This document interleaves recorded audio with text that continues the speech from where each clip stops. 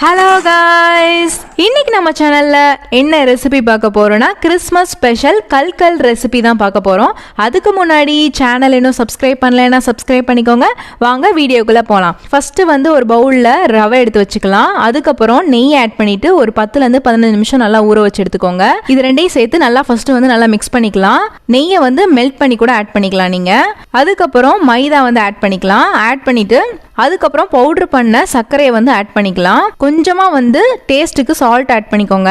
இப்போ vanilla essence கொஞ்சமா add பண்ணிக்கலாம். அதுக்கப்புறம் பால் கொஞ்சம் கொஞ்சமா ஆட் பண்ணி நல்லா பிசைஞ்சு எடுத்துக்கலாம்.